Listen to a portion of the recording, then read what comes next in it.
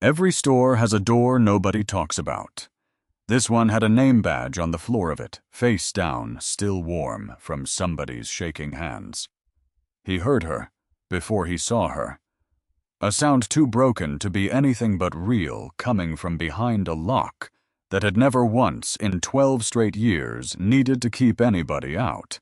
He almost walked past it, almost, because he wasn't supposed to be here. Not like this, not under this name, not in these boots. Nobody in that building knew who was standing in the hallway. Nobody would either. Not yet.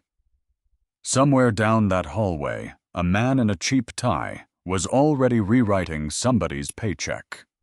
Somewhere on a screen, no one was supposed to see a name existed that had never once clocked in.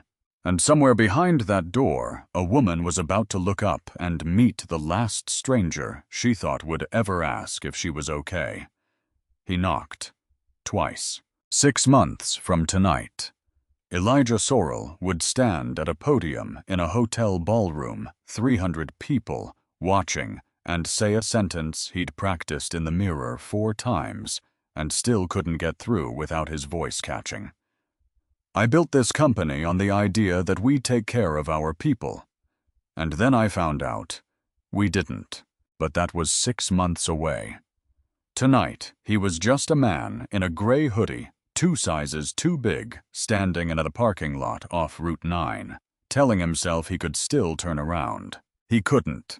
Not really. He'd flown in under a name that wasn't his, checked into a motel that charged by the week, and spent 40 minutes in a gas station bathroom, practicing a walk that didn't belong to a man who owned 41 stores in 6 states. Shoulders down, eyes on the ground, more than they should be. The walk of somebody who'd learned a long time ago that looking too sure of yourself could cost you a job you actually needed. Danny Ross. That was the name stitched onto the badge, clipped to his hoodie pocket. Construction background the file said. Laid off 8 months ago. Hungry for hours, any hours didn't matter which was technically true. Just not in the way anybody at corporate would ever understand. Inside the store looked exactly like the reports said it would. Bright. Orderly. Some radio station piping and music nobody was really listening to. A cashier with an old man buying batteries. A kid chasing his sister past the greeting card, sneakers squeaking on polished tile. Every number in the binder. Elijah had read on the plane. Employee satisfaction, 97% highlighted in corporate yellow, like it meant something right there, glowing under fluorescent light, like it had been built specifically to be looked at, because that was the thing about numbers. They only ever told you what somebody wanted counted. He'd learned that from his mother, actually, long before he owned anything with his name on the wall. She used to say the house always looked cleanest right before the landlord came by, which had nothing to do with the house, and everything to do with who was doing the looking and how hard they were trying not to see.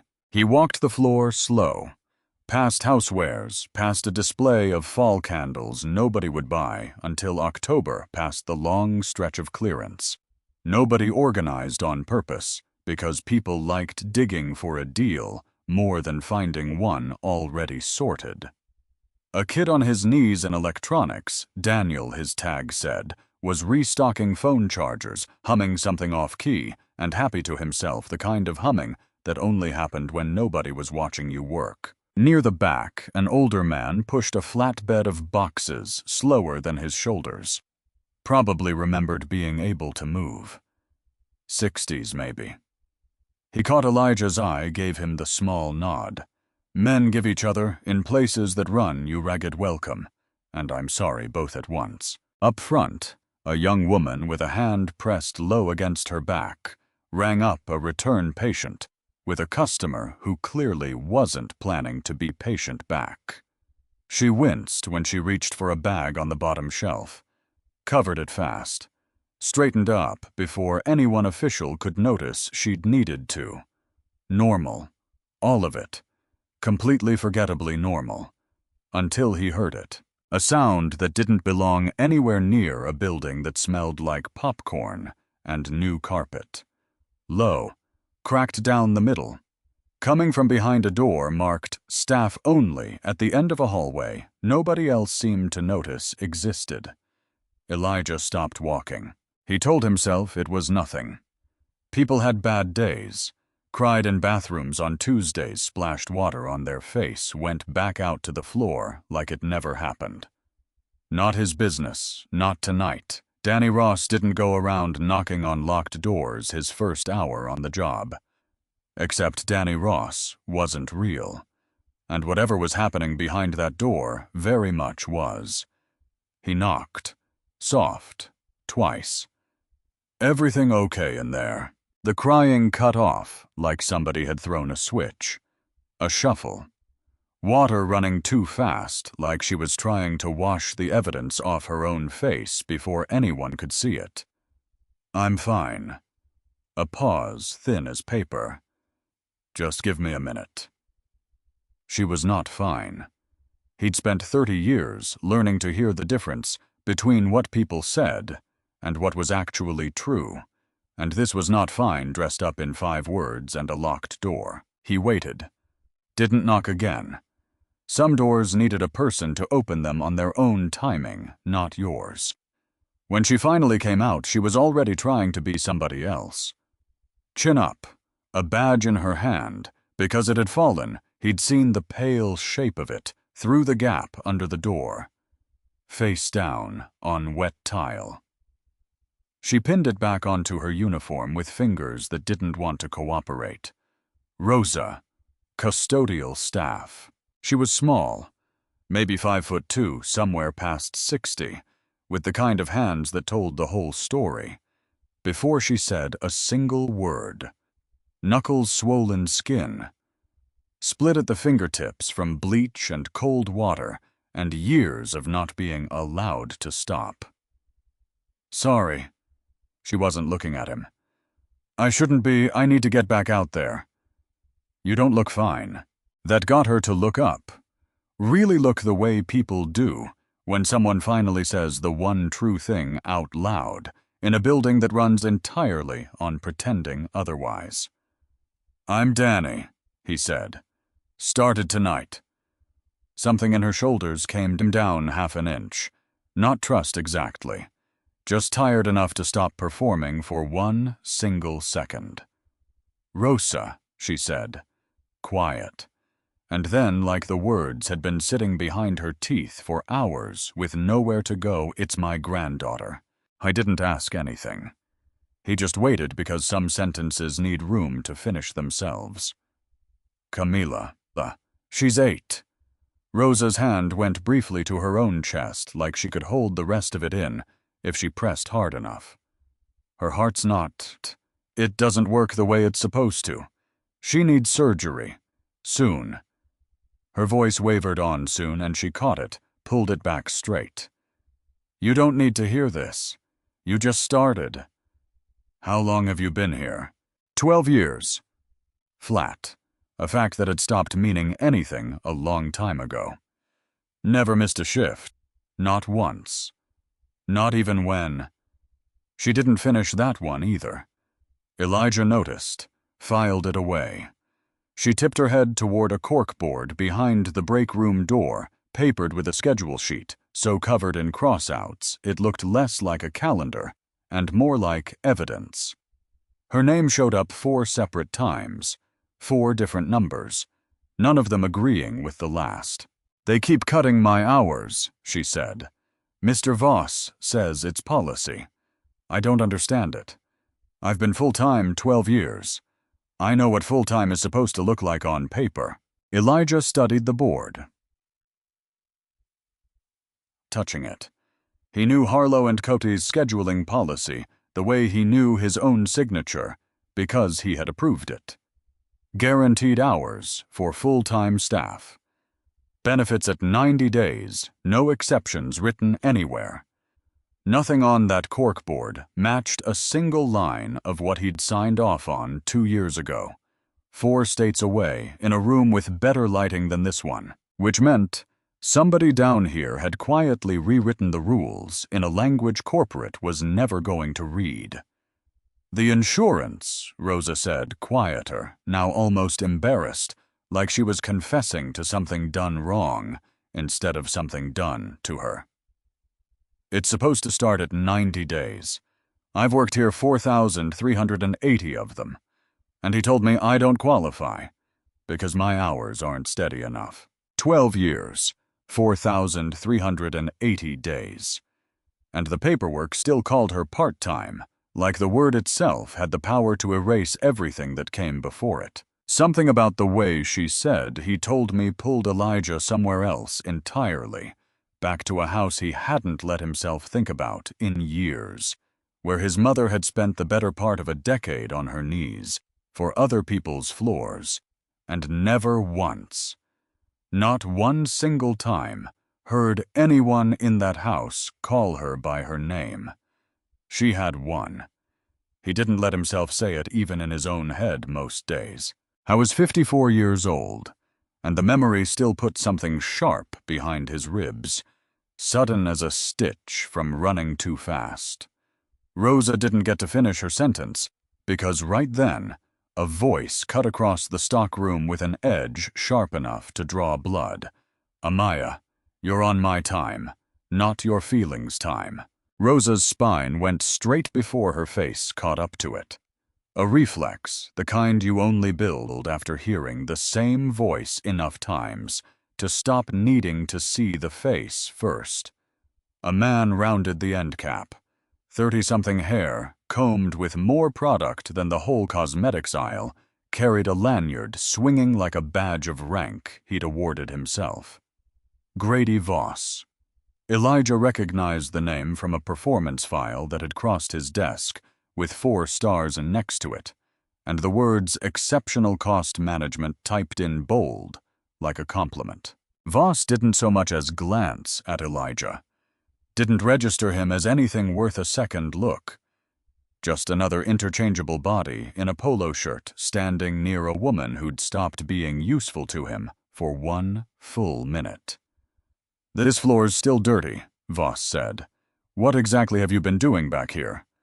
"I'll go over it again, Mr. Voss." "You'd better." He smiled, and it was the kind of smile that had never once in its life meant anything kind. "And Rosa, maybe if people your age moved a little faster, we wouldn't have to have this conversation every single week." People your age.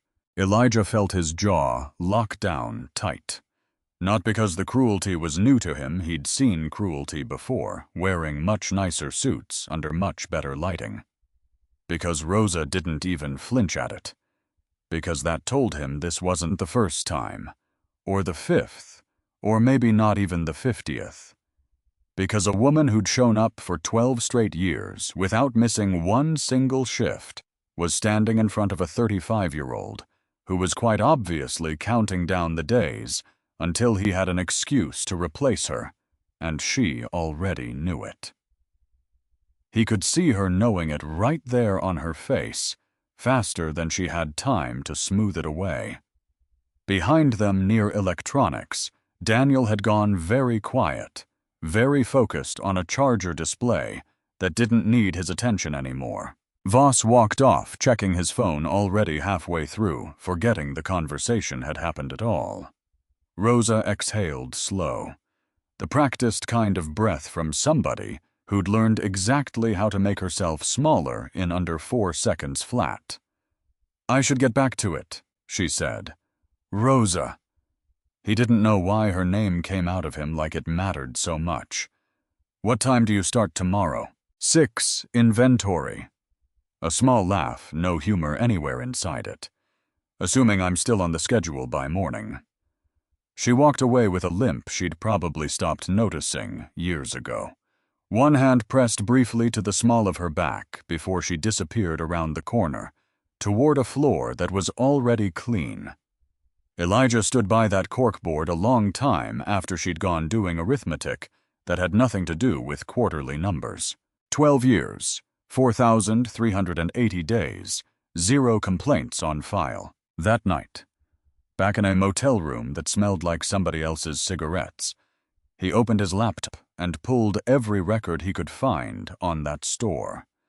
Turnover first. 60% among hourly staff in 8 months, every single departure filed under voluntary resignation, like 60% of people had simply woken up one morning and decided independently to walk away from a paycheck they needed. He cross-referenced the dates against Voss's own performance reviews. Labor costs down. Efficiency up. Not one formal complaint anywhere in the system, not from anyone. On paper, Grady Voss looked like the best manager in the entire region. Elijah closed the laptop around 2 in the morning and sat there a while in the dark, thinking about a corkboard covered in someone else's handwriting and a badge on wet tile, and a name he still hadn't let himself say out loud. If this was what perfect looked like written down, he needed to know exactly how far down the paper actually went. Tomorrow, Danny Ross was going to ask Grady Voss for a job. Grady Voss looked up from his monitor, the way men like him always looked up, like whatever had just walked through the door was already beneath the effort of deciding whether it mattered. Help wanted signs not even out yet. Heard you might have something anyway. Danny kept his shoulders low, hands loose, the posture of a man who'd learned a long time ago that looking too capable in front of the wrong person could cost you a job before you'd even gotten it. I'll take anything. Nights are fine. Better than fine, actually. Voss leaned back chair, creaking, and looked him over, the way a man looks over a used truck he already intends to underpay for. Construction background. 8 months laid off. No family listed, no complications, nothing that might one day need defending. Custodial. Night shift. 10 to 6. A pause calculated for effect. 12 an hour. That works. You'll be with Amaya. Voss said the name the way you'd mention a leaky pipe. Something to be managed, not someone to be met. Don't let her fill your head with complaints. She's got a tendency toward drama. Danny nodded, because that was what Danny would do. Elijah, somewhere underneath him, was already doing arithmetic that had nothing to do with mop buckets.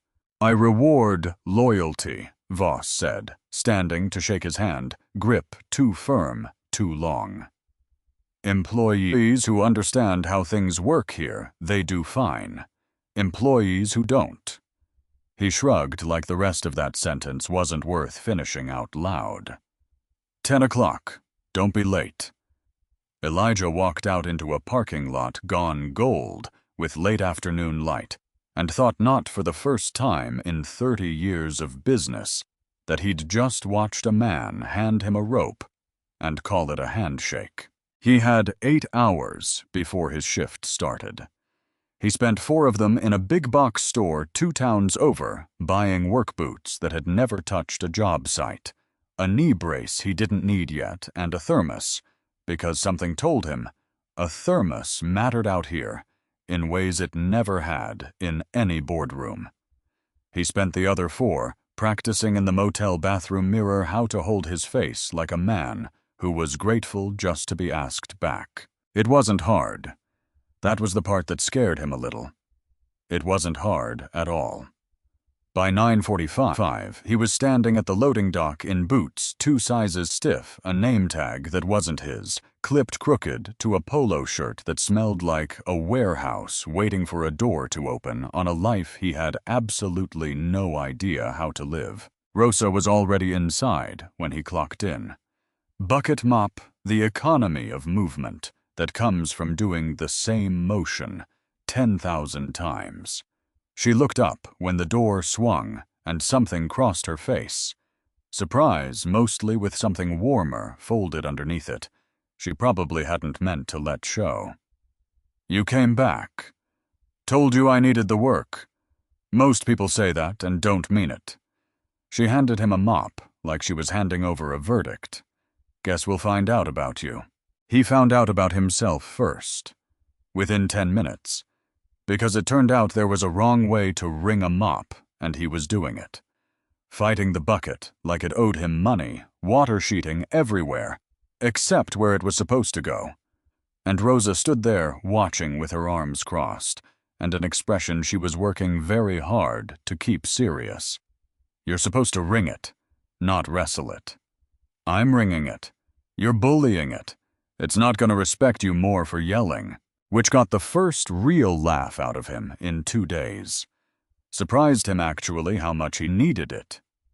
12 years of this, Rosa said, taking the mop back, showing him the twist, the angle.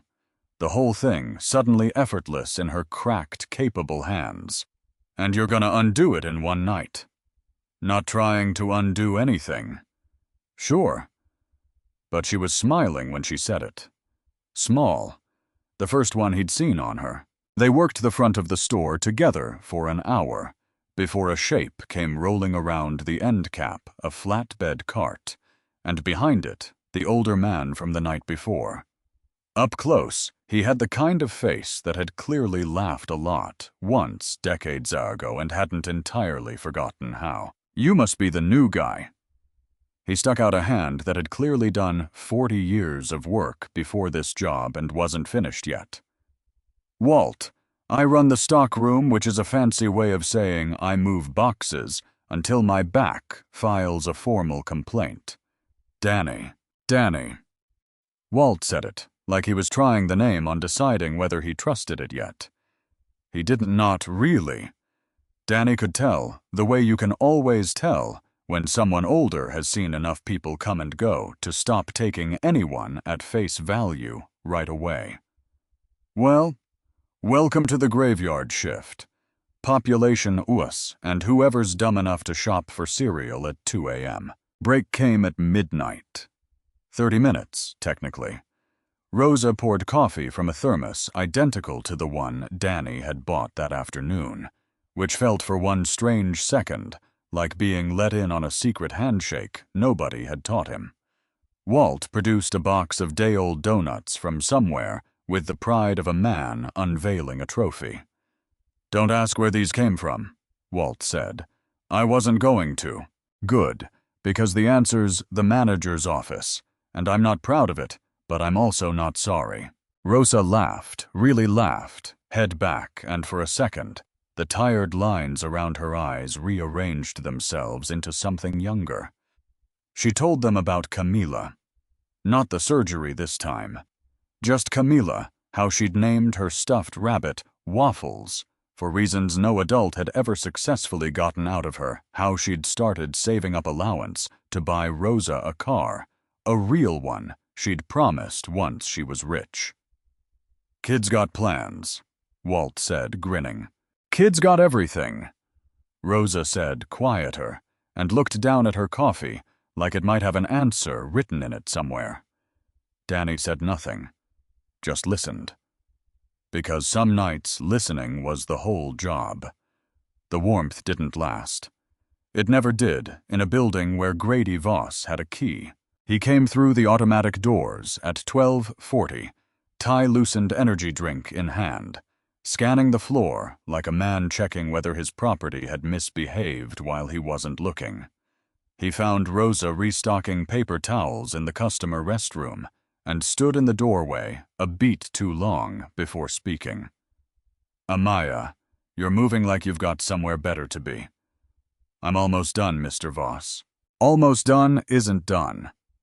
He glanced at his phone thumb, already moving. I'm docking you 30 minutes. Inefficiency. She didn't argue. Didn't even look up. Just nodded the way you nod at weather, at something you'd long since stopped believing you had any right to talk back to. 30 minutes. $6 gone typed into a phone by a man who'd make more in the next hour standing around than she made in an entire shift on her knees. Voss turned toward Danny next, and something in his face shifted into something almost pleased, like he'd just remembered there was a new toy on the floor. New guy. Those pallets in receiving. He pointed toward a wall of boxes that had to weigh collectively somewhere north of 2,000 pounds. Get them out to the floor before shift end. All of them. Problem with that. There was a version of this moment where Elijah Sorrell said several things very calmly and very precisely about labor law and OSHA, and what exactly he thought of men who used their authority as a hobby. Danny Ross wasn't allowed to say any of them. No problem, Danny said. Good. Voss was already walking away, already bored, already. 3 thoughts ahead to whatever came next in a day built entirely around who he got to make smaller. Oh, and Danny, don't let Amaya slow you down with her sob stories. Woman's been here 12 years telling everybody the same ones. He said it loud enough for Rosa to hear. On purpose. Danny watched it land on her the way weather lands on somebody who's stopped bothering to bring an umbrella. He moved the pallets alone. All of them. His hands were raw by 2 in the morning, his back screaming in a language it hadn't spoken since he was 22, and still believed hard work alone was the whole secret. Somewhere around Boss 400, he understood. Really understood in his body, and not just his spreadsheets. Exactly what he'd been asking human beings to survive for years without once checking in on how. It was somewhere in there, hauling the last of it toward the sales floor, that he almost got caught. A woman came through the front doors at 1:30, the hollow-eyed alertness of someone coming off a hospital shift, scrubs under an open jacket basket, already half full of the exact wrong groceries for someone who should have been asleep 6 hours ago. She passed him near the end cap, slowed, and looked at him a second too long. "I'm sorry," she said. "This is going to sound strange. Have we met?" "You look so familiar." His pulse did something ugly and fast. He kept his eyes down on the boxes on anything that wasn't her face. "Don't think so, ma'am." "Huh." She tilted her head, studying him the way you study a word on the tip of your tongue. "You've got this, I don't know. Never mind. Long night." She laughed at herself, embarrassed, and pushed her cart on toward the pharmacy. He didn't breathe again until she'd turned the corner. Because that was the thing nobody warned you about, disappearing into somebody else's life. You could plan the name the boots, the walk. What you couldn't plan for was your own face, 40 years of magazine covers and shareholder meetings sitting right there in the open under fluorescent light, waiting for the wrong person to look twice. I gave himself 30 seconds, heart still going too fast. Then he picked up the next box and the next until his hands stopped shaking on their own. It was almost 4 when the second thing happened. The thing that mattered more. Voss had disappeared into the back office an hour earlier, door mostly shut, the blue flicker of a monitor visible through the gap. Danny had a trash bin to empty near there anyway, real reason not a cover, which made it easier to walk past slow. I wasn't trying to look. That was true, right up until it wasn't. The screen showed a scheduling grid, the kind Elijah had approved 100 versions of over the years without ever once looking closely at what filled the boxes. Names, hours, and one line near the bottom that didn't match anything he'd seen on a single name tag in 2 nights on this floor. GVOS JR 38.5, HRS Custodial, overnight. There was no G. Voss Jr. There was no second Voss at all, junior or otherwise, on any schedule Danny had seen posted. 38.5 hours logged against a name that existed nowhere except that screen. Which meant somebody somewhere was getting paid for hours. Nobody was actually working. Or somebody's real hours were being funneled somewhere they were never meant to go. I didn't have time to know which. Voss's chair creaked, and Danny moved on with the trash bin like he'd never slowed down at all. Heart hammering the same rhythm it had an hour earlier, except this time it wasn't fear doing it. It was recognition. The bad kind. The kind that tells you with total certainty that you've just found the edge of something much bigger than one man being cruel, because he could. Shift ended at 6. Gray light, coming up soft and reluctant over the parking lot, the kind of dawn that makes even a strip mall look like it's trying. Rosa left first, gathering her bag with the exhaustion of someone who'd be back in 8 hours, whether her body agreed to it or not. Danny and Walt walked out together, boots scraping gravel, both too tired to talk much, until Walt stopped by his truck. Just stood there a second, keys in hand, looking at something that wasn't actually in front of him. "Can I tell you something and you don't repeat it?" "Sure. I've known." Walt said it flat, not proud of it. "About the hours. The write-ups that don't match what actually happened. Guy who worked here before you, Ronnie. Sharp kid. Started asking questions about his paycheck, real polite about it too, and 2 weeks later, he's gone. Not fired. Just gone. Schedule stopped having his name on it, like he'd never been real to begin with." "Why didn't you say something?" Walt looked at him. Then, and there wasn't anger in it. Just tired. Just 66 years old with a pension that wasn't enough, and a mortgage that didn't care how tired he was. "Because I'm one bad reference away from nothing, Danny.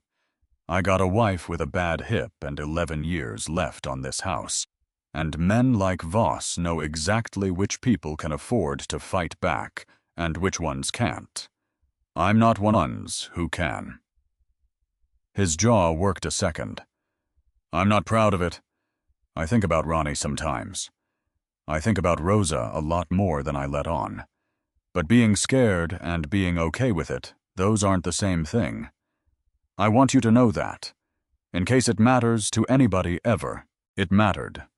More than Walt would ever know, standing in a parking lot at 6 in the morning with grease under his nails and a whole lifetime of swallowed words behind his eyes.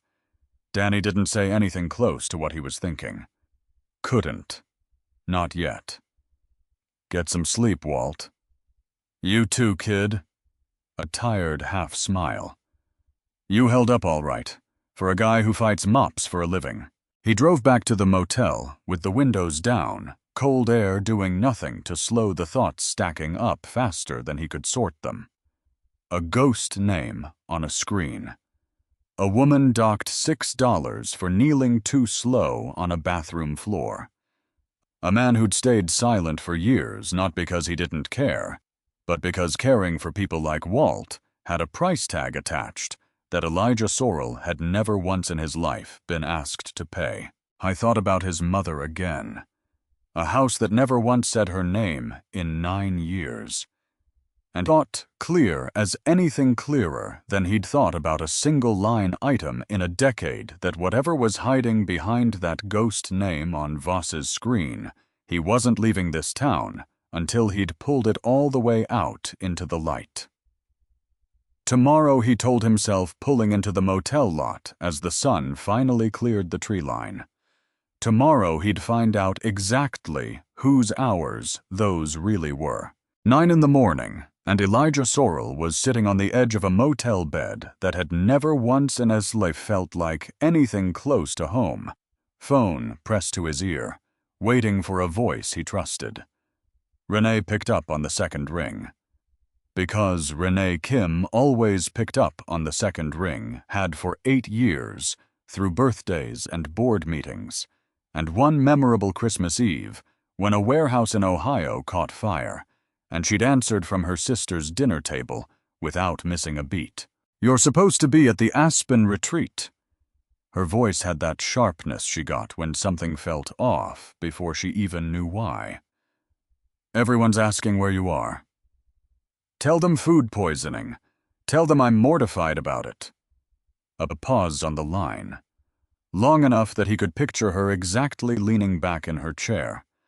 Pen stopped mid-motion, the look she got when she was deciding whether to push. "Elijah, what's going on?" He almost told her everything right then. Almost.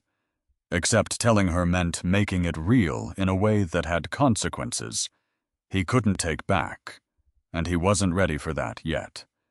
Not until he had something solid enough to survive being questioned. "I need a favor," he said instead. "Quiet one. Nobody in the loop but you." "Okay. Pull turnover data for the Ridgeport location. Last 18 months. Every hourly departure, every reason listed cross-reference against manager performance reviews for that region." That's not a small pull. I know. And the second thing, because there was always a second thing with him, and she'd learned that a long time ago too. "I need you to check the payroll system for an employee ID, G. Voss Jr., custodial overnight Ridgeport store." He kept his voice level. Steady. The voice he used in rooms where showing what he actually felt cost more than he could afford.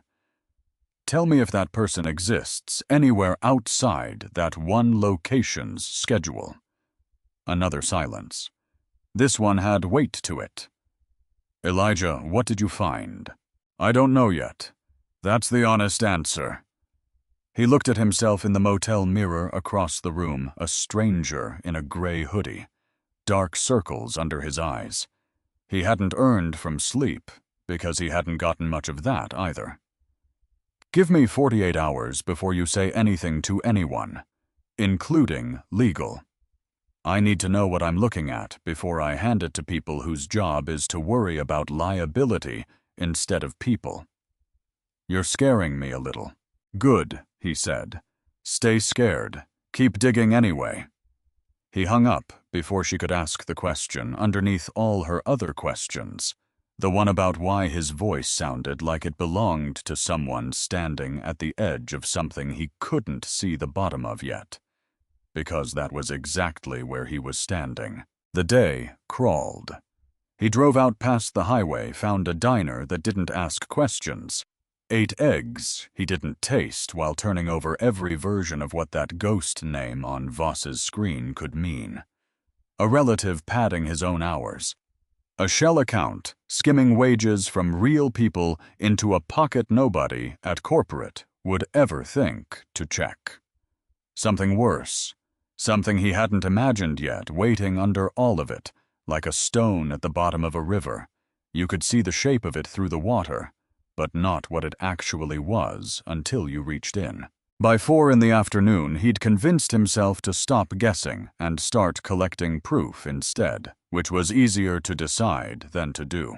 He got to the store 2 hours before his shift, telling himself it was to review the schedule board again, memorize what he could before it got erased and rewritten into some new arrangement of lies. Really, if he was honest, and lately honesty had become a strange, uncomfortable habit he couldn't seem to put down. He wanted to see Rosa's face. Make sure last night hadn't broken something in her that a shift of mopping floors couldn't put back. I knew something was wrong before he even found her. Daniel was the one who told him. Barely into his 20s, but carrying himself like someone twice that, restocking a shelf of phone cases with hands that weren't quite steady. "Rosa's late," he said, not looking up. "She's never late. Maybe traffic. She lives 11 minutes from here. She's timed it. She's told me she's timed it."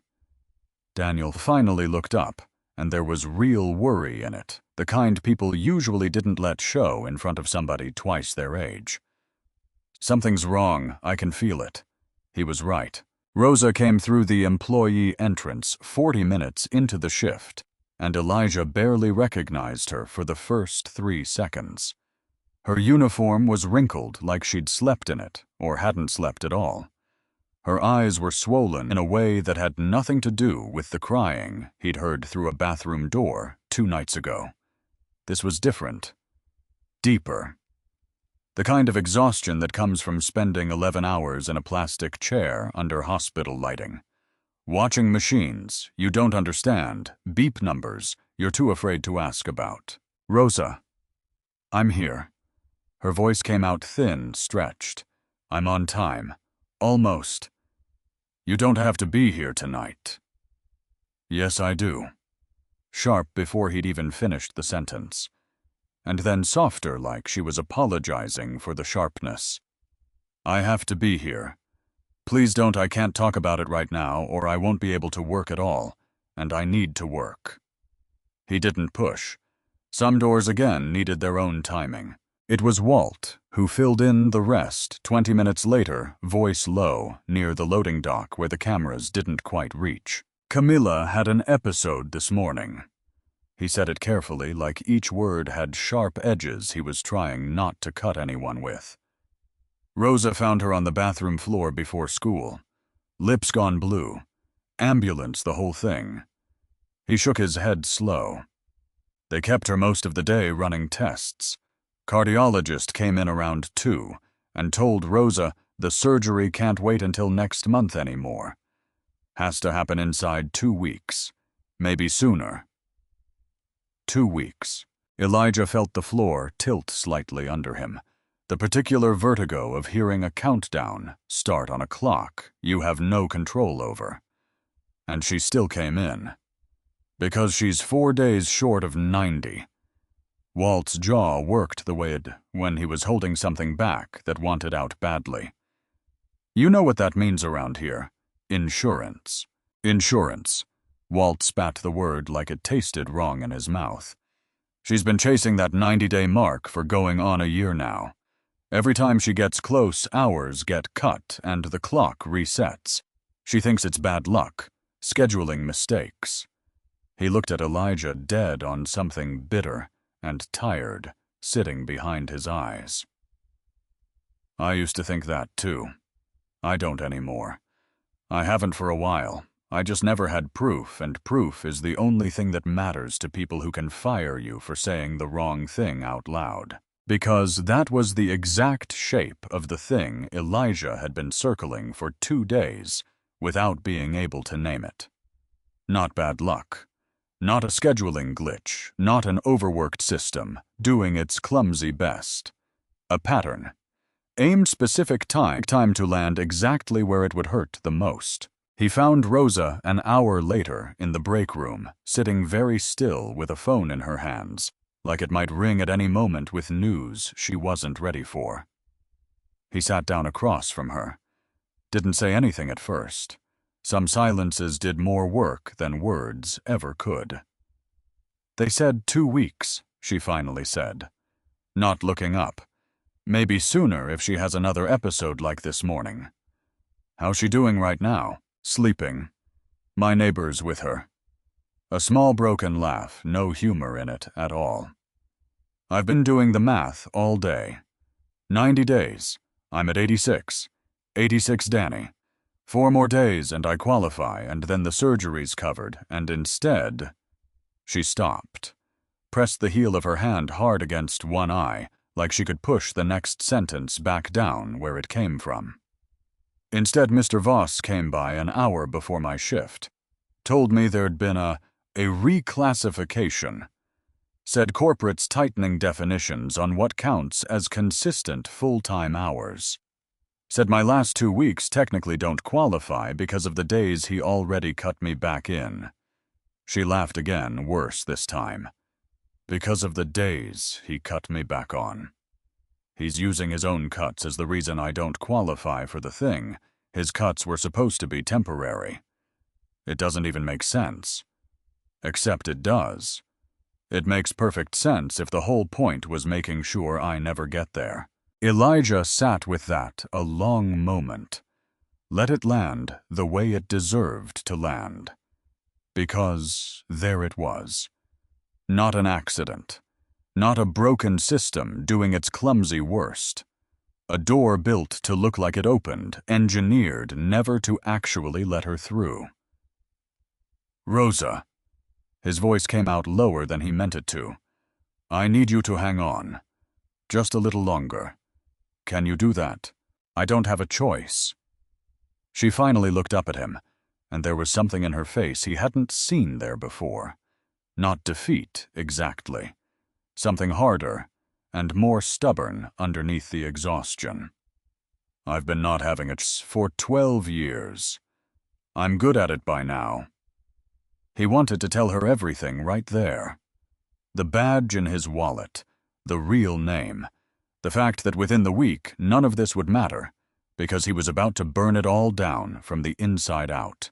I didn't, because it wasn't time yet, and because a half-finished promise was worse than no promise at all, and because, mostly, he needed this to be airtight before he handed Grady Voss the rope to hang himself with.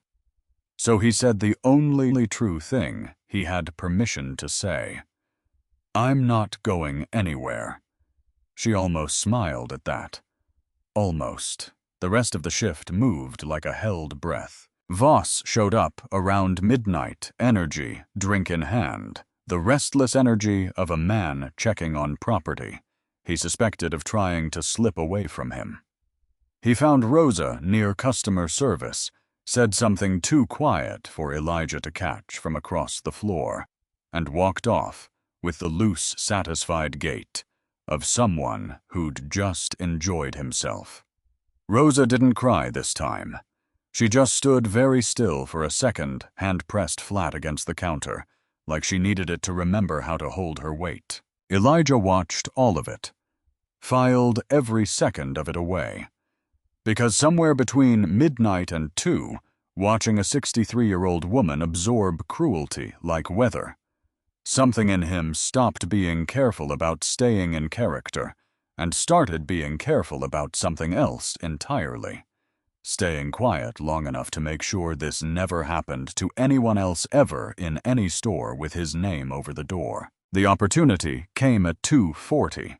The way opportunities like that always seemed to quiet, almost accidental. Easy to miss if you weren't already watching for it. Voss's office phone had a pattern. Elijah had noticed the first night without quite registering why it mattered. 2 short rings, then a longer one. Every half hour close enough to set a clock by.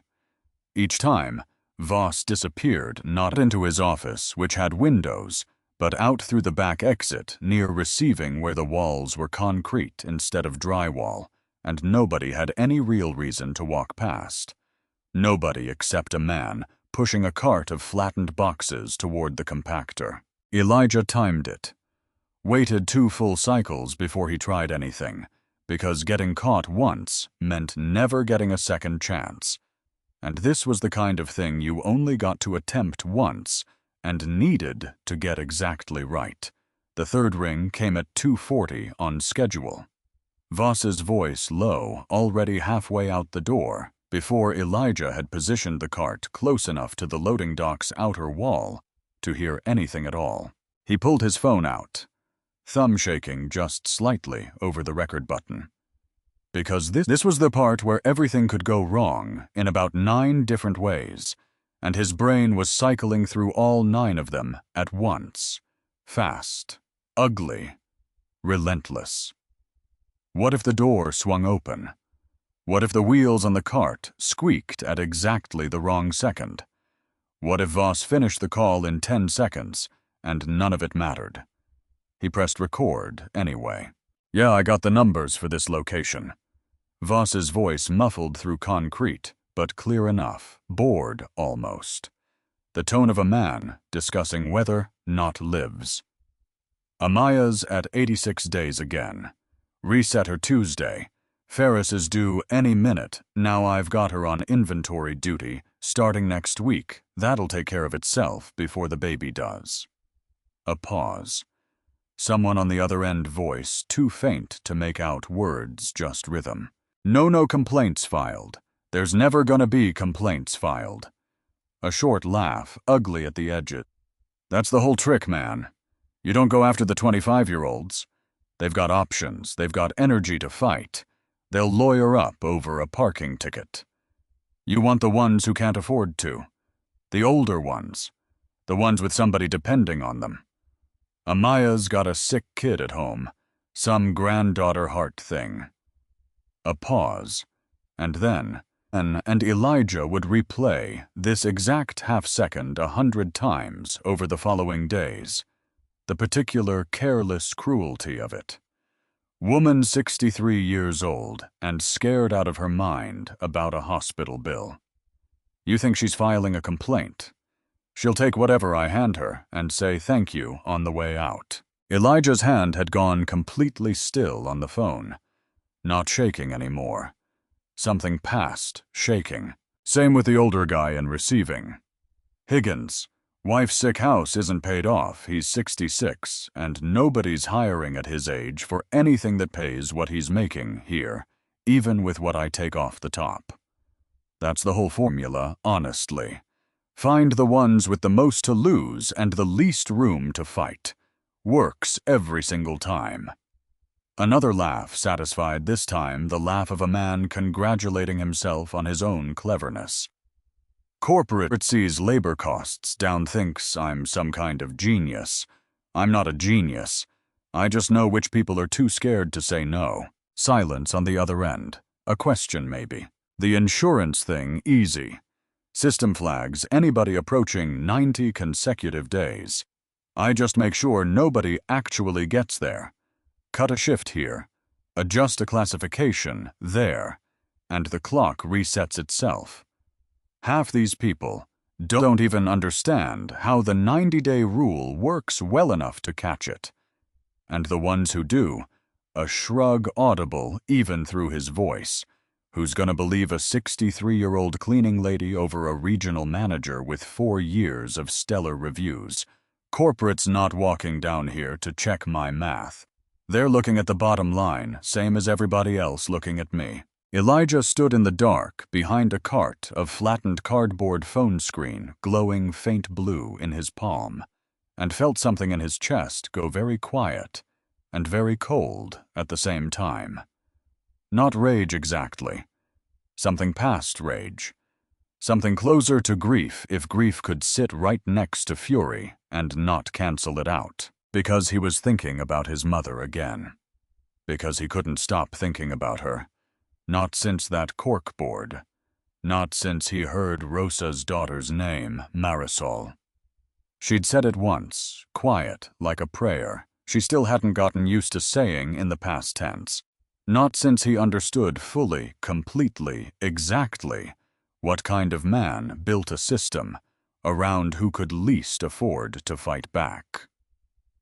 Voss's voice picked back up closer to the door now. Wrapping up. Yeah, same time next week. Tell Denny his numbers looked good, by the way. Might steal a page from his playbook on the Route 9 location. A pause. Copy that. Talk soon. Footsteps. The door handle turning. Elijah didn't move. Couldn't for 1 full second, because his body had gone somewhere between frozen and furious, and hadn't decided yet which one was going to win. Until the door swung open, and there was no more time to decide anything at all.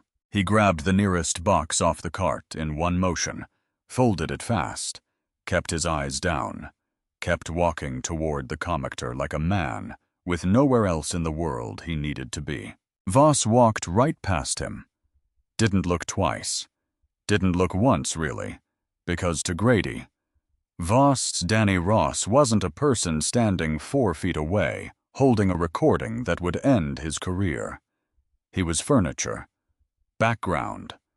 The exact kind of nobody. Voss had built his entire operation around never having to actually see. Elijah waited until the door clicked shut behind him before he let his hand start shaking again.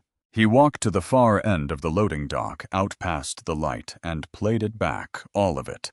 Every ugly, casual, self-satisfied word twice, then a third time, because some part of him needed to hear it enough times to believe a human being had actually said it out loud about actual people without a flicker of anything resembling shame. 63 years old and scared out of her mind about a hospital bill. Find the ones with the most to lose and the least room to fight. Who's gonna believe a 63-year-old cleaning lady? I thought about deleting it. Not because he doubted what it was, because for one dizzy second, the sheer scale of what he was holding scared him more than anything Voss had ever said to Rosa's face. This wasn't one cruel man cutting corners. This was a method, a formula, his own word for it.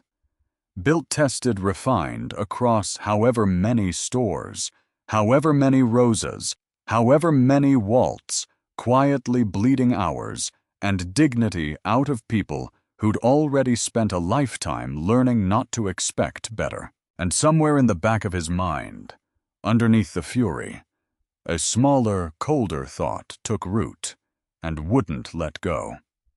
If this had been happening 2 years, 3 years right under a reporting structure that fed him glowing numbers every single quarter, how many other stores right now tonight had their own version of Grady Voss standing in a back office, running the same formula on somebody else's mother, somebody else's grandmother, somebody else's Rosa?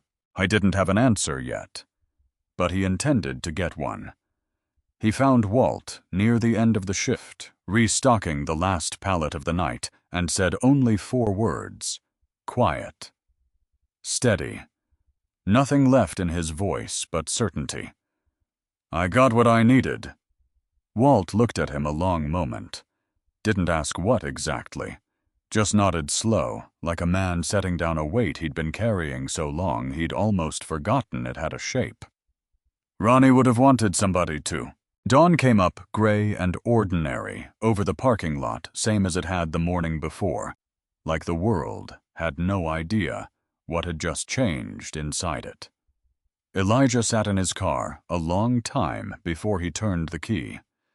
Phone in his lap recording, saved, backed up twice, time-tamped the single most dangerous document he'd carried in 30 years of building something he'd been foolish enough to believe he understood completely. He thought about calling Renee right then. Didn't. Not yet. Because there was still one more piece he needed before Tuesday. One more thread to pull, one more name to check against the ghost on that screen. One more. Quiet confirmation that this wasn't confined to a single store, a single manager, a single moment of one man's cruelty. Finding one convenient target. He needed to know how far down the paper actually went, and then, when he finally had all of it laid out, every hour, stolen, every clock reset, every person Grady Voss had ever decided was too scared or too tired or too old to fight back. He was going to walk back through those doors one more time. Not as Danny Ross. He didn't sleep, didn't really try. Instead, he sat on the edge of that same motel bed with the recording playing on a loop through cheap earbuds, low enough that the walls couldn't carry it to whoever was in room 14, loud enough that every word landed exactly as hard the 8th time as it had the first. Find the ones with the most to lose. He'd built a company on 11,000 employees and 41 stores, and a mission statement framed in the lobby of every location. Gold lettering on navy blue. We take care of our people, and somewhere along the way, he had let that sentence become wallpaper. Something everybody walked past. Something nobody actually read anymore, including him. Which was its own kind of theft, wasn't it? Stealing meaning out of words until they were just decoration. It was well past 7 by the time he finally called Renee. She picked up before the first ring finished, which told him she hadn't slept much either. "Tell me you found something," he said, "because I've been up all night and I need it to have been worth it." "I found several somethings." A pause papers shuffling on her end, the rustle of a woman who'd been at her kitchen table with a laptop and a legal pad since before the sun came up. "The employee ID, G. Voss Jr. Talk to me. It's real. Not a shell, not a typo. A real active payroll account, 38.5 hours a week going back 14 months. A breath. It belongs to Grady's nephew. 19 years old sophomore at a state school 2 hours from Ridgeport. I pulled his class schedule off the public course catalog. He's got back-to-back sections Monday through Thursday that would make it physically impossible for him to work a single overnight shift he's supposedly clocking. So he's never set foot in the store. Not once. Not that I can find. Her voice had gone flat in the way it always did when she was furious and refusing to let the fury slow her down. The direct deposit goes into a joint account. Grady's name is on it, too. There it was. Not a mistake. Not a clerical error some overworked assistant manager would eventually catch and quietly fix. A pipeline. Built on purpose, maintained on purpose. Running for over a year, straight out of the pockets of people who could least afford the leak. There's more, Renee said, and something in the way she said it made him sit up straighter on the edge of that bed. I pulled 2 other stores in the district. Cross-referenced turnover, benefit enrollment, timing, manager reviews. One of them's clean. Genuinely clean, good numbers, real reasons behind them. A pause. The other one isn't. Route 9 location, same signature, almost exactly hours getting cut right before people hit 90 days sudden reclassifications turnover that reads voluntary on paper and doesn't read voluntary anywhere else. Because there it was. Confirmation of the thing he'd been afraid to say out loud since 2:40 that morning. Standing behind a cart of flattened cardboard, with his hand shaking around a phone. Not one man. A method. Passed hand to hand, like a recipe. Nobody bothered writing down, because everybody involved already understood exactly what it cost, and exactly who'd be paying for it. Elijah. Renee's voice cut through the spiral before it could really get going. What do you want to do? He looked at himself in the motel mirror across the room. Gray hoodie. Dark circles. A face that had spent 2 nights learning things about his own company that 30 years of quarterly reports had somehow impossibly managed to hide from him completely. I want to end it today. Today. Elijah, we haven't even... Camila doesn't have 2 weeks anymore, Renee. She might not have one. His voice cracked slightly on the name, and he let it, because there wasn't anybody in that room to perform strength for except himself, and he was tired of performing anything at all. Rosa's 4 days from 90, and he's already found a way to reset the clock twice. I'm not giving him a 3rd chance. Silence on the line. Then quieter. Okay. Tell me what you need. A compliance team. Quiet. No uniforms, nothing that looks like a raid. And I need you here. Today. I want you standing in that room when it happens.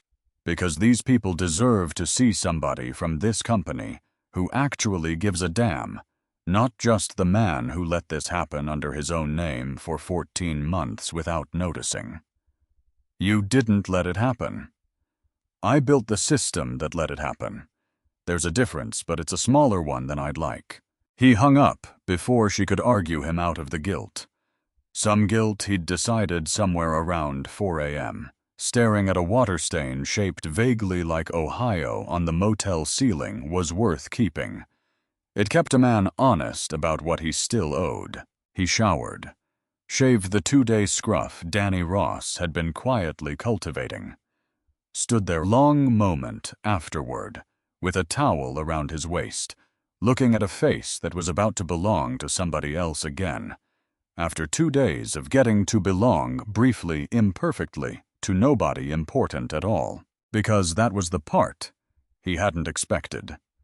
Somewhere between the mop bucket and the donuts and Walt's terrible jokes, and Rosa teaching him to wring a mop, like she was handing down a family recipe, he'd started to actually like being Danny Ross. Nobody wanted anything from Danny except an honest night's work. Nobody photographed Danny for annual reports. Nobody needed Danny to have opinions about quarterly earnings calls, except Danny wasn't real, and today he needed to stop pretending otherwise. He put the hoodie back on anyway. One more shift's worth of armor before he took it off for good. The store looked exactly the way it had every day this week when he walked in that afternoon. Bright ordinary, humming along under fluorescent light, like nothing in the world was about to change inside it. Except everything about it felt different now. Walking through it, with a recording in his pocket that could end a man's entire life, the way that man had been quietly ending other people's for over a year. He found Rosa in the break room on her lunch phone, pressed to her ear, voice pitched low and gentle, in the register. Mothers and grandmothers use when they're trying to sound calmer than they actually feel. I know, Mija. I know it's scary. A pause. Her thumb rubbing slow circles against the edge of the table, an old, worn, nervous habit. The doctor's going to take real good care of you. I promise. I'll be right there when you wake up. Okay. Right there. Waffles, too, if they let me sneak him in. A small, watery laugh. Love you more than anything in this whole world. Get some rest for me. She hung up and sat there, a second phone still in her hand, before she noticed him in the doorway and wiped quickly at her eyes with the back of her wrist. Sorry, didn't hear you come in. You don't have to apologize to me. Ever. He said it more firmly than Danny Ross probably should have, and something flickered across her face. Surprise mostly at the weight behind it. She's scared, Rosa said. Doctors moved things up again. Might be tomorrow now, might be the day after. Nobody's told me anything solid yet, which is its own kind of torture. Waiting on solid. Rosa. He sat down across from her the way he had 2 nights before, because some things deserved to be said. Sitting down, face to face, not tossed over a shoulder while walking past. Whatever happens today, whatever you hear, whatever changes, I need you to know something. Danny, you're scaring me a little. Good things are coming. I know that's not. I know it doesn't fix anything right now, sitting here saying it like that. But I need you to hold on to it anyway. Just for today. She studied him a long moment, head tilted slightly, the way she did when something didn't quite add up, and she hadn't decided yet whether to chase the thread or let it go. You've been different the last day or two, she said finally. Quieter. Watching everything like you're taking notes for something. Maybe I am. Notes for what? He almost told her right there. Almost. Except the intercom crackled to life before he could find the words. Voss's voice, flat and bored through cheap speakers, calling all afternoon and evening overlap staff to gather near customer service for mandatory training in 15 minutes. Rosa's face did something small and tired, the expression of a woman who'd learned that mandatory anything from that particular man never once meant anything good. Guess we'll find out what today actually is, she said, standing, gathering her things with hands that weren't quite steady. Neither did his, if he was honest. Not anymore. They gathered in a loose semicircle near the registers. 15 or 16 people, more than Elijah had expected, the overlap of afternoon shift winding down and evening shift coming on, plus a few pulled off the floor early. Daniel stood near the back, arms crossed, watching Voss, with the wary stillness of somebody who'd learned not to trust announcements that came with clipboards. Noelle Ferris stood near the front, one hand resting low against the curve of her belly. 7 months along and clearly exhausted, clearly hoping this wouldn't take long. Walt hung near the edge of the group, close enough to hear, positioned like a man who'd long ago learned to stand where he could see every exit. Voss took his time walking up. Enjoyed it, actually, the small ceremony of making people wait on him, clipboard tucked under one arm like a prop from a play only he thought was serious. All right, people, listen up. He let the room settle before he kept going, the pacing of a man who liked an audience. Corporate's been breathing down our necks about shrinkage. Damaged goods miscounts inventory that doesn't add up at the end of the quarter. He held up the clipboard like it was evidence of something. So starting today, we're implementing a new accountability policy. Any discrepancy in your section, lost merchandise damage miscounts, comes directly out of the responsible employee's paycheck. A ripple went through the group. Not loud. These weren't people who'd learned it was safe to be loud. Just a shift of weight. A few exchanged glances, the particular silence of people doing math on rent and groceries in their heads all at once. "That's illegal," Daniel said before he could stop himself, and then looked immediately like he regretted having a voice at all. Voss's eyes found him slow, unbothered. "You want to explain labor law to me, Wu, or you want to keep your job?" Daniel went quiet, jaw tight, eyes down. "I know some of you think this is unfair." Voss's gaze drifted deliberate, unhurried, until it landed exactly where Elijah had known it would land, eventually on Rosa, standing near the middle of the group, with her hands folded in front of her. Spine, straight chin, steady, giving him absolutely nothing to work with, and getting targeted anyway, precisely because of it. But maybe if certain people spent a little less time bringing their personal problems onto my floor, and a little more time actually focused on their work, we wouldn't need policies like this in the first place. The room went very still, because everybody there knew exactly who he meant. Everybody there had watched Rosa get docked for a granddaughter's heart condition, watched her hold herself together through it week after week, without a single complaint on file. And now, here was a man standing in front of all of them, turning her grief into a punchline for a policy that was about to take money directly out of every single paycheck in that room. Elijah felt something in his chest go very still and very cold at the same time. The same feeling from the loading dock 2 nights ago. Past anger. Something closer to clarity. He stepped forward from the back of the group. "Actually, Grady," his voice came out steadier than he expected, given how hard his heart was working. "I think there is something unfair happening here. Just not what you think it is."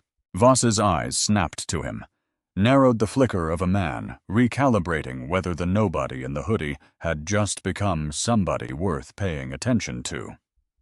"You got something to say, Ross?" "I do, actually."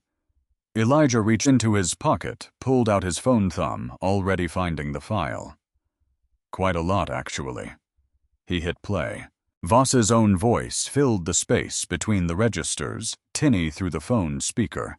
But unmistakable, unmistakably, his unmistakably damning.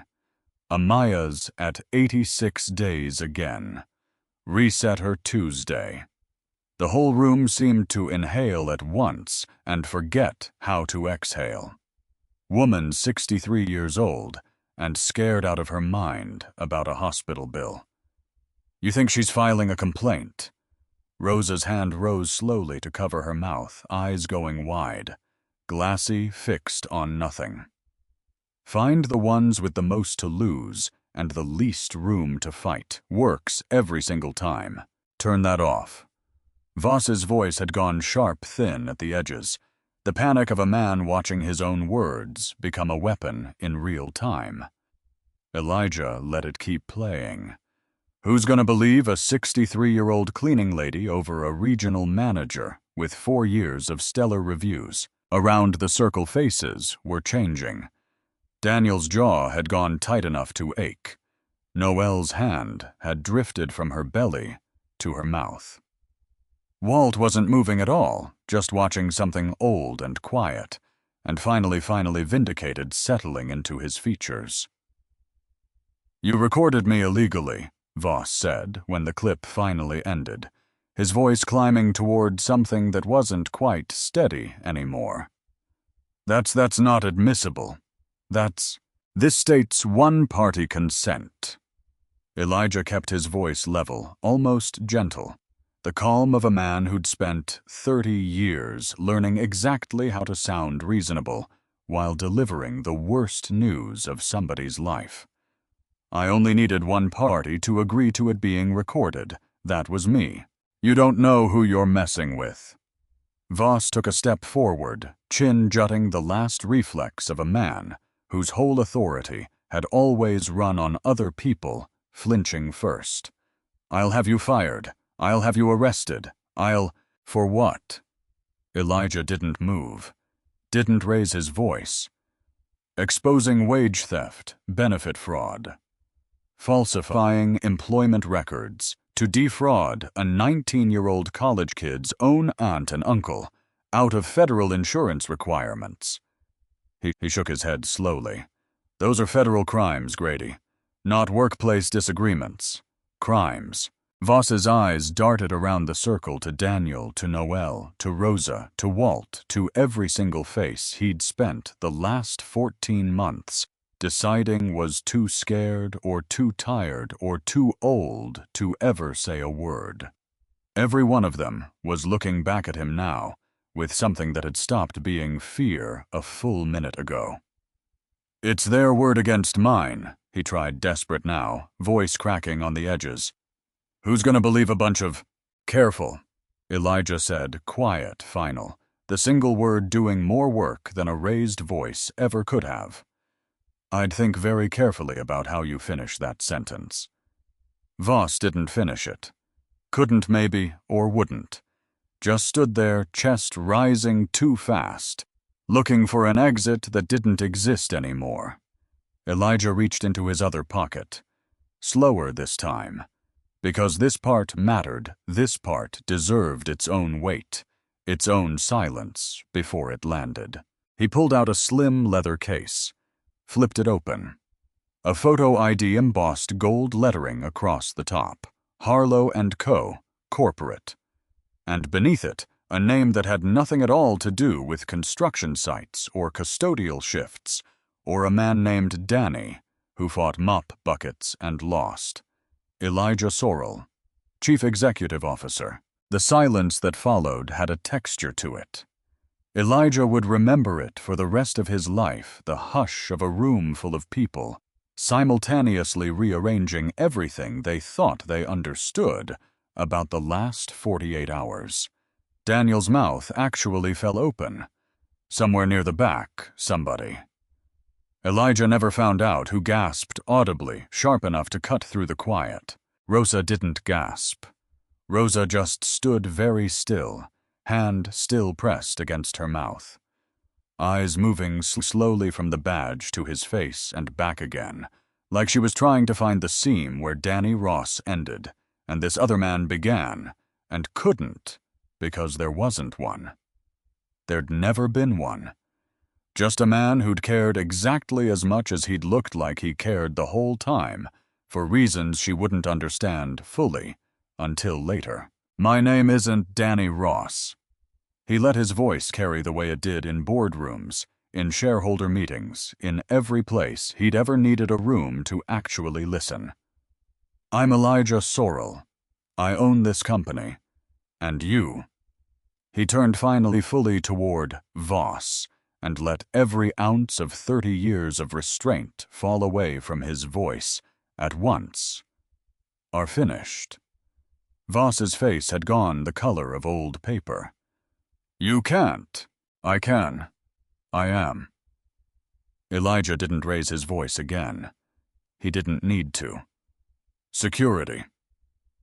2 men in plain clothes stepped through the front entrance on cue, unhurried the calm of professionals who'd done this exact walk 100 times and never once enjoyed it.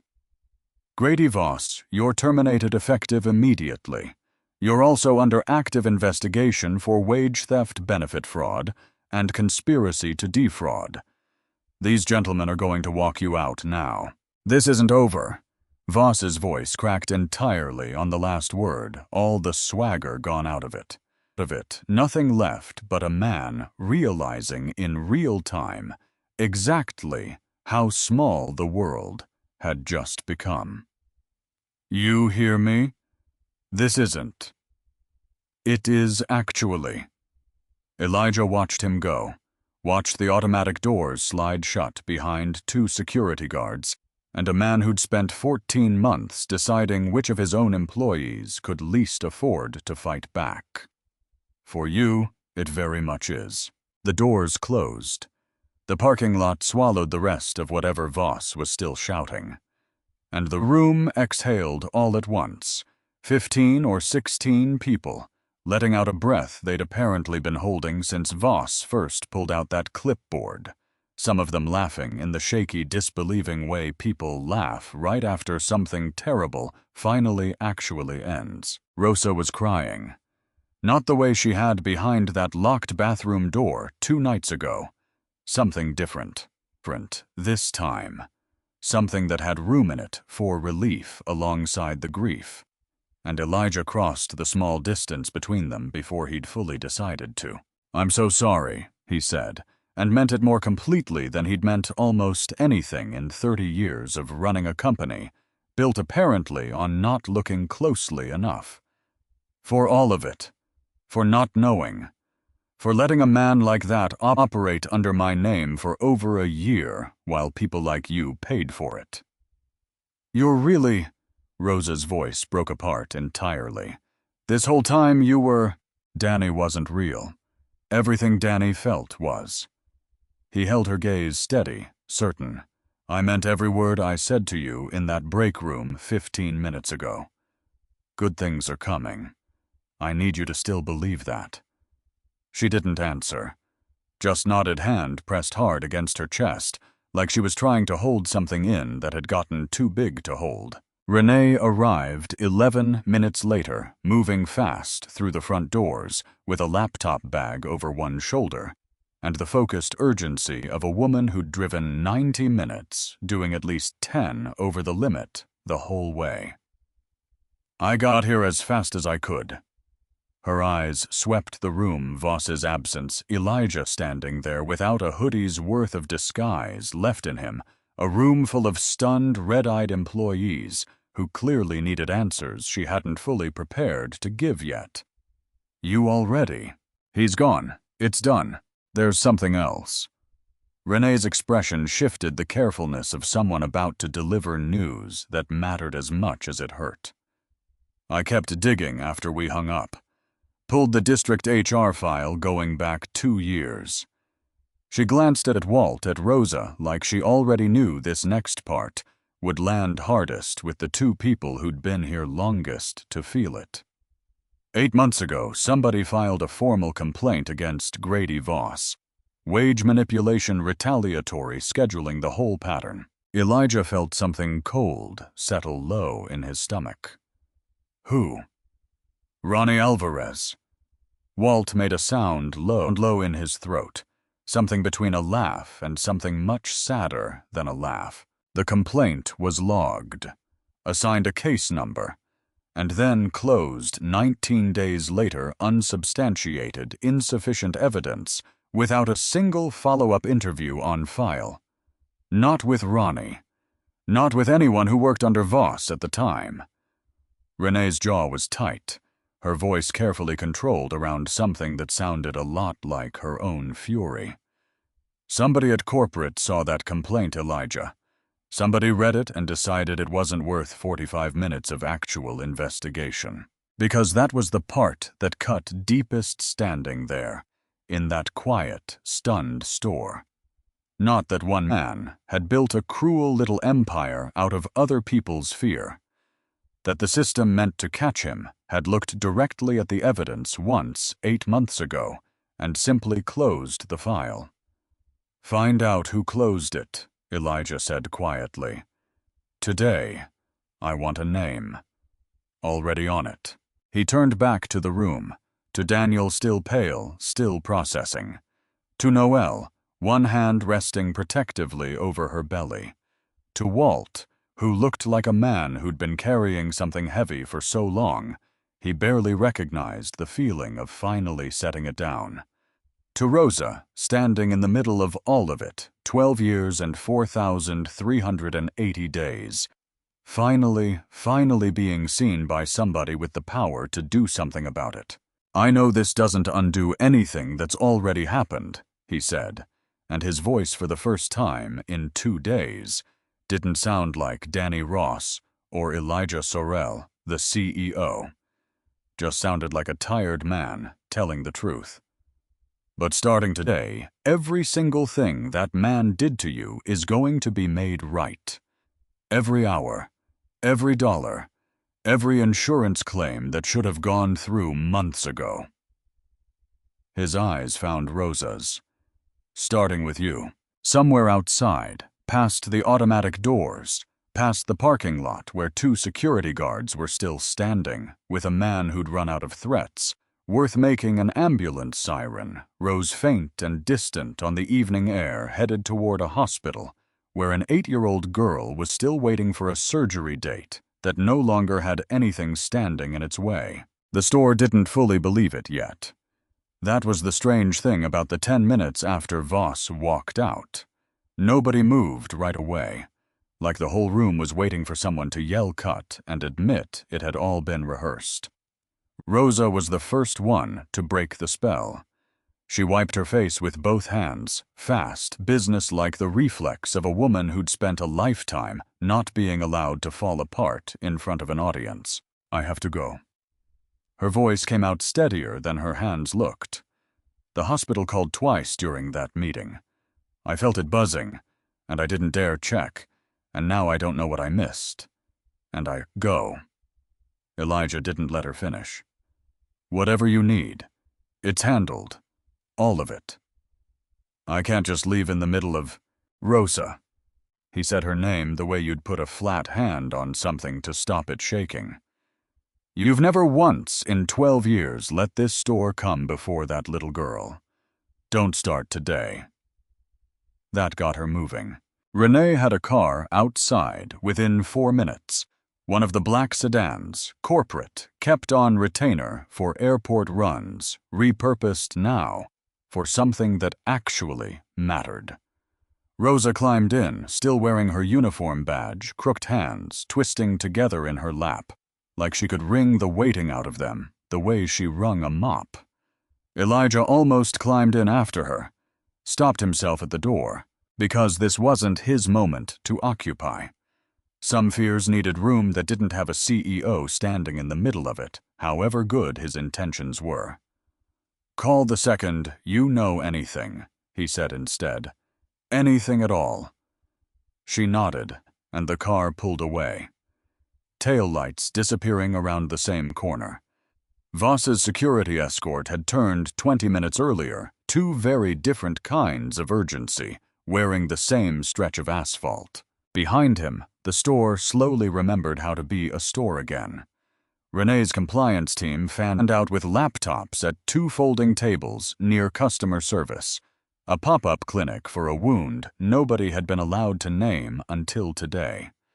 Daniel went first, more out of nerves than need, jaw-working, standing with the careful posture of someone who'd learned exactly how much space he was allowed to take up.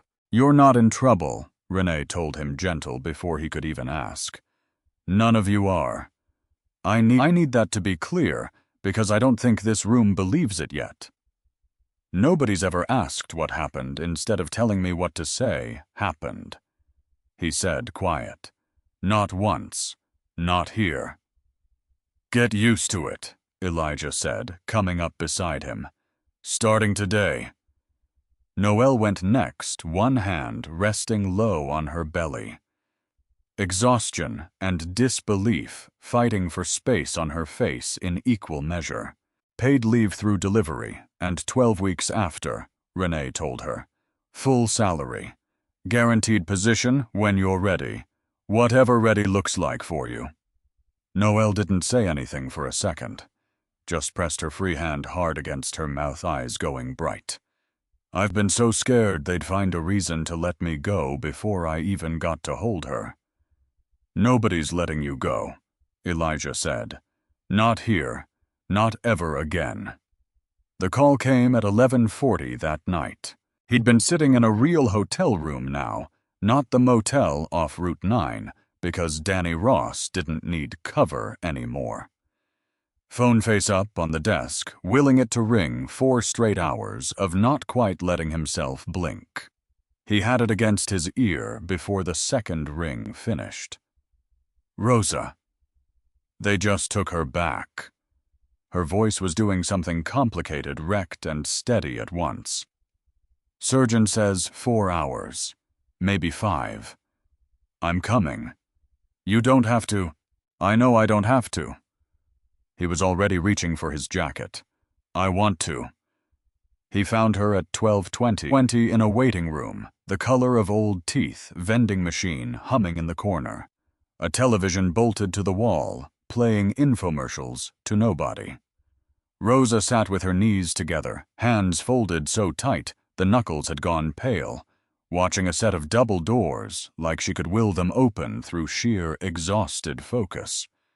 He sat beside her and let the quiet between them do what words couldn't. She was so brave going back, Rosa said eventually, not looking away from the doors. 8 years old, and right before they took her, she looked up and said, "Don't cry, Abuela Waffles isn't scared, so I'm not either." A broken sound, half laugh, half something else. Made the nurse promise to put Waffles right by her pillow before she'd let go of my hand. Sounds like she gets that from somewhere. Rosa finally looked at him. You think I'm brave? I think you've been the bravest person in that building for 12 years, and nobody bothered to notice until 3 nights ago. He held her gaze. That was never on you. She didn't answer, just reached over without quite seeming to decide to, and gripped his hand hard, the grip of someone who needed an anchor and had stopped caring whether it was appropriate to ask for one. He held on, didn't let go, not once, for 3 hours and 40 minutes. Walt showed up around 2, still in his work boots, a paper bag of vending machine snacks nobody actually wanted, but he'd bought anyway, because doing something with his hands beat doing nothing at all. Couldn't sleep, he said, settling into the chair on Rosa's other side. Figured misery's better with company, or at least company that brought stale pretzels. Rosa let out a wet, surprised laugh, the first one in hours. You didn't have to come. Wanted to anyway. The doors opened at 4:52 in the morning. A woman in scrubs mask pulled down around her neck, exhaustion, and something else written across her face. Something good. Something. Elijah recognized instantly, because he'd been holding his breath, waiting to see it. Rosa was on her feet before the surgeon finished crossing the room. She did great. The doctor's voice cracked with the particular relief of someone who got to deliver good news for a living, and never stopped being grateful for the nights it went this way. The repair went exactly how we hoped. Better, actually. She's going to have a strong heart, Mrs. Amaya. A really strong heart. Rosa made a sound that wasn't quite a word. Sat back down, hard, both hands over her face shoulders, shaking with something years, maybe decades in the making. Walt reached over and squeezed her shoulder. Said nothing. Nothing needed saying. Elijah looked away out the window at a parking lot going gray at the edges with the first hint of morning, and let himself feel something other than fury. For the first time in 3 days. Hope. It had been a while since that particular feeling had visited him at 4 in the morning. He'd forgotten how much room it took up. Rosa was back on the floor 11 days later. Insisted on it over Renee's gentle protests because sitting still, she said, had never once made anything easier, and Camila was healing beautifully at home with a neighbor checking in, and there was only so much daytime television a woman could absorb before she went looking for a mop just to have something honest to do with her hands. Elijah found her at the break room on a Tuesday afternoon alone, staring at a folder Renee had left that morning. Store Manager, Ridgeport Location, Compensation and Benefit Summary, printed across the top. She looked up when he came in. Didn't say anything at first. "You've read it?" "4 times. Her voice was careful, like she didn't trust it yet. "Keep waiting for the part where it says there's a catch." "There's no catch." $68,000, Danny. She still called him that sometimes when the moment felt too large for the other name. "I clean toilets for a living. Never went to college. I don't know the first thing about running a store." "You've run this store for years." He sat across from her, the same table, the same 2 chairs from that first terrible night. "You just weren't the one getting credit for it. You know every corner of this building. Which register jams in humid weather. Which customer needs extra patience. How long it takes to restock paper towels without anyone noticing you did it." His voice softened. "You know better than anyone I've ever met what it costs a person to keep showing up when nobody's saying thank you. That's not nothing. That's the entire job. What if I fail? Then you fail with a company standing behind you instead of one standing on top of you. That's the whole difference." He slid a pen across the table. "Every training program we've got. Business courses, mentorship, whatever you need. But I'm not offering this because I feel guilty. I'm offering it because I watched you handle worse pressure than a spreadsheet for 12 straight years, and you never once cracked." She looked at the pen a long moment. "I want Walt as my assistant manager," she said finally. Not quite a question. He knows this place better than anybody besides me. And Daniel, I want him on whatever track gets him toward management someday. That boy's got more sense than half the executives you read about on the news." Elijah smiled, the first real one in weeks. "Already drafted the offers. Was hoping you'd say exactly that." She picked up the pen. "Walt cried when they told him.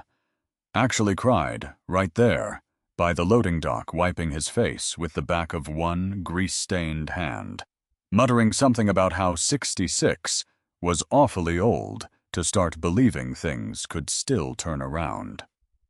"You earned this," Rosa told him. "Every bit of it." "I stayed quiet for a year. That's not earning anything." "You stayed quiet because you were scared, and you still showed up every single night for the people you were too scared to protect out loud." She put a hand on his arm. "That's not nothing either. I need somebody running this place who knows exactly what it costs people to keep going. You're the only one I trust with that." The trouble started 9 days later on a Thursday, 20 minutes before Rosa's promotion was set to be announced to the full staff. Renee called Elijah's office line, and something in her voice, flat careful, the calm of a woman holding a live wire with both hands, told him, before she'd said a single word, that this wasn't good. "We have a problem. Talk to me." Corporate legal flagged something during Rosa's promotion background review. A prior disciplinary file. Papers shuffling. Dated 8 months ago. Alleges she was written up for falsifying overtime hours. Claims a manager caught her padding her own timesheet several hours a week over a 2-month stretch. Elijah felt something go cold and very still behind his ribs. Because there it was. The exact accusation aimed with surgical precision at the exact wound that would hurt the most, the very crime Voss himself had spent 14 months actually committing, now dressed up and pointed straight at the one person who'd almost been his undoing. "That's not possible. I've seen her timesheets, verified against 3 separate systems." "I believe you. But legal can't approve a store manager promotion over an active disciplinary record without addressing it first. Right now, on paper, it looks bad. Really bad." Her voice tightened. If this leaks before we can explain it, if anyone outside this building gets even a partial version, it doesn't matter that it's false. It'll follow her. You know how this works." He did. Better than almost anyone. "Send me the file. Now." It arrived 4 minutes later. A single scanned page official, letterhead, a manager's signature at the bottom. Grady Voss, dated exactly 8 months and 6 days prior, describing in flat corporate language a meeting that had supposedly taken place in an office that Elijah happened to know hadn't even had its carpet replaced yet on the date in question. Small detail. But small details were exactly where lies like this usually came apart, if you knew where to look. "Get it on the line," he said. "I want to know exactly when this document actually entered our system. Not when it claims to be from. When it was actually made." It took 40 minutes.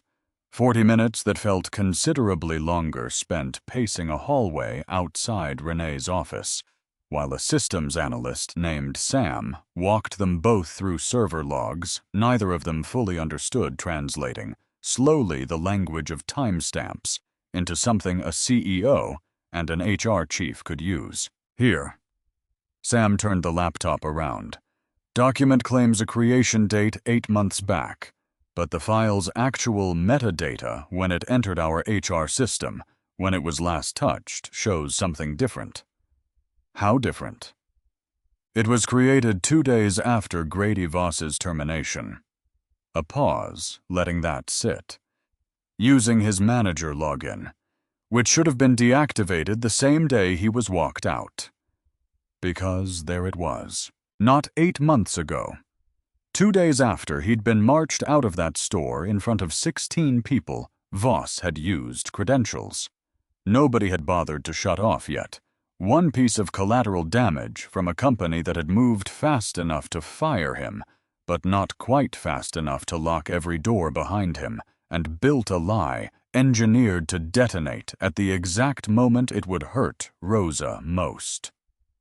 "He's not done," Elijah said quietly. "Even gone, he's still trying to take her down with him." "Not on my watch," Renee said, already reaching for her phone. They found Walt on the floor, restocking the last of the receiving pallets, humming something tuneless, the way he always did, when nobody was watching him work. He listened to the accusation jaw, going tighter and tighter, until it looked like something might actually crack. 8 months back. He repeated it slow. "You're telling me there's a piece of paper saying Rosa was caught cheating her own hours 8 months ago. That's what it claims. I remember 8 months ago." His voice had gone flat and certain a register Elijah hadn't heard from him yet.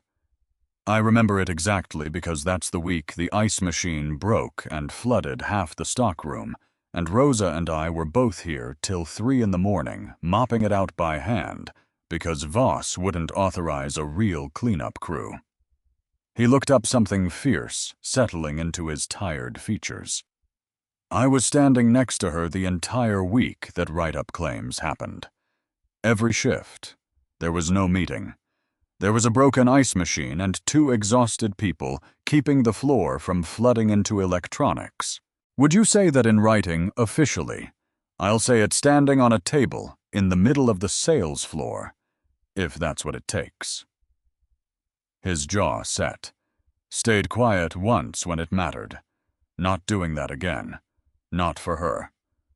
Elijah made the announcement himself 20 minutes later in the same spot near the registers, where Voss had once stood with a clipboard engineering a policy built entirely around who could least afford to fight back. "Before we talk about anything good today," he told the gathered staff, "I need to tell you something ugly first. I think you've earned the truth every time from now on." He explained it plainly. The forged file, the timestamp, the login used 2 days after termination. It didn't work. It's not going to work. He looked at Walt.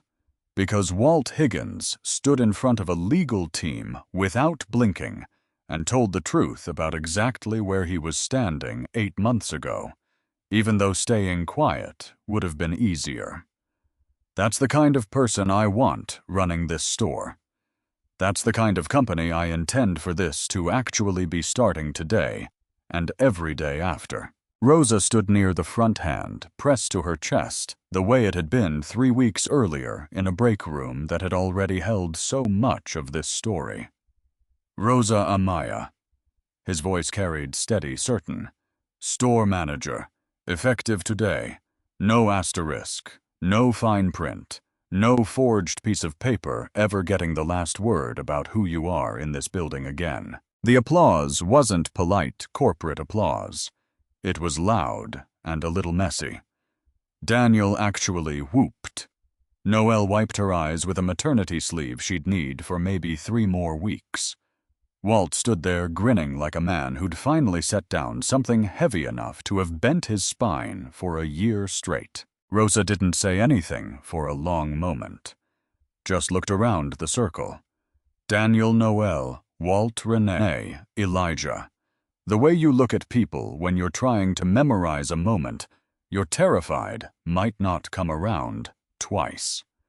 12 years, she finally said, voice thick. I mopped this floor and mostly just hoped nobody would notice me enough to complain. A small, wet laugh. Never once let myself imagine somebody noticing me enough to hand me the keys.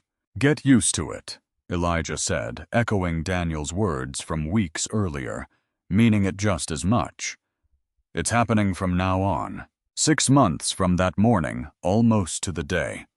Elijah Sorrell stood backstage in a hotel ballroom in downtown Chicago, listening to 300 people settle into their seats on the other side of a heavy velvet curtain, thinking about a motel Mirror off Route 9, where he'd practiced this exact speech 4 separate times and still hadn't managed to get through it clean. He wasn't sure tonight would be any different. You ready? Renee stood beside him, tablet in hand. No, he said honestly. Let's go anyway. The lights found him a moment later, warm across a stage that felt both enormous and somehow smaller than the one he'd stood on, near a row of cash registers 8 months before. Last year, he began, I thought I was running a successful company. He told them the whole thing, not the polished version, the real one. A tiled hallway, a locked door, a sound he almost walked past. I built this company on the idea that we take care of our people. His voice caught exactly the way it had in that motel Mirror, exactly the way he'd known it would. He let it catch this time. Didn't fight it. And then I found out we didn't. Not everywhere. Not for everyone. And the worst part, the part that still keeps me up some nights, is that on paper, in every report that ever crossed my desk, it looked like we did. He clicked to the next slide.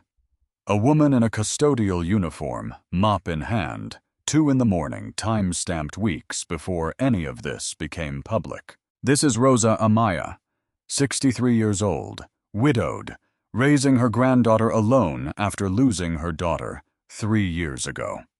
12 years with this company, never missed a shift.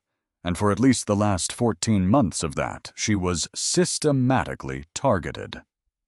Hours cut, benefits, blocked her dignity, treated as an acceptable operating cost by a manager who told me in his own recorded words that he specifically chose people like her. People with the most to lose, people he assumed had the least room left to fight. He let that sit in the silence of 300 people who'd all somewhere underestimated somebody. The next slide showed Rosa now. Blazer instead of a uniform, standing in front of the Ridgeport store, a nameplate on her office door reading Rosa Amaya Store Manager. Today that store has the highest retention in the district. Customer satisfaction is up 31%. She runs it the same way she ran a mop for 12 years, like every person under that roof actually matters, whether anybody's watching or not. He found her in the crowd. Third-row navy dress she'd told him nervously that morning made her feel like an imposter. An 8-year-old in bright yellow, beside her, showing a stuffed rabbit to the stranger in the next seat, with the total unbothered confidence of a child who had no idea how much her grandmother had survived to get her there. "One more person," Elijah said, and something in his voice went quieter, more careful, like he was setting something fragile down in front of 300 strangers. Her name was Loretta. She cleaned houses for almost 30 years, and she raised a son on what that work paid her. For 9 of those years, she worked in a house where nobody ever once said her name out loud. Not to her face. Not to mine. A pause longer than was comfortable. I was 11 sitting on somebody's back porch steps, wondering what it would take for people to actually see her. He looked out at the room. Took me 43 more years to understand the answer was never about her. It was about who was doing the looking, and how hard they were trying not to see. The final slide. A single word white on navy blue, the same navy blue as a lobby plaque nobody read anymore. Seen. Starting this year, every store in this company operates under a new framework we're calling Seen. Guaranteed consistent scheduling for every full-time worker. A benefit system that can't be manually reset by one manager. An anonymous complaint line that goes straight to an outside review board, not back through the same chain of command that failed a young man named Ronnie Alvarez 8 months before any of this went public, when his complaint against that same manager got closed in 19 days without a single follow-up interview. His jaw tightened. That employee no longer works in HR. The process that let his complaint disappear doesn't exist anymore either. He let the room sit with it. And starting next quarter, every store posts something new beside its satisfaction numbers. Not a score. A name, the longest tenured hourly employee at that location, and how long they've worked there. A faint, tired smile. Because I've learned this year that the truest measure of whether a company takes care of its people isn't a survey filled out under fluorescent light, hoping not to get in trouble. It's whether you can walk into any building wearing your name and have people actually know it. The applause started somewhere in the back and rolled forward, and he stood there and let it, because some of it he suspected wasn't really for him at all. It was for a woman in a navy dress in the 3rd row who'd spent 12 years being told her hours didn't count, sitting now beside a little girl with a stuffed rabbit and a strong, repaired heart, in a room finally built to say her name out loud on purpose. Later, after the applause faded into the restless murmur of people reaching for their coats, Rosa found him near the edge of the stage, Camila's small hand wrapped around 2 of her fingers. "You told them about your mom," Rosa said quietly. "You never told me that part." "Didn't know how to until tonight." He crouched slightly, meeting Camila's eyes, offering his hand to the rabbit under her arm, with the gravity the introduction seemed to require. "And who's this?" "This is Waffles." Camila said it like it should have been obvious. "He came to the hospital.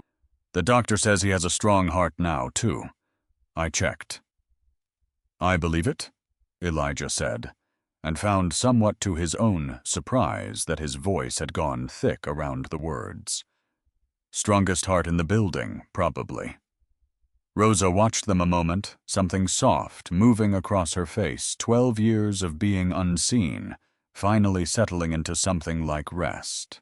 12 years, she said again, the way she kept saying it lately, like she was still testing whether the number could mean what it now meant. "I used to think nobody would notice if I disappeared from that building. Not really.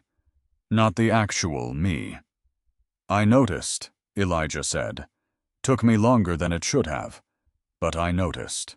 Outside, the ballroom windows Chicago glittered on into the night, enormous and indifferent, entirely unaware that 11 floors up a company built on 11,000 quiet, overlooked people had just promised out loud in front of 300 witnesses to finally count every single one of them like they mattered. Because they always had. It had just taken somebody willing to knock on a locked door and actually wait for the answer.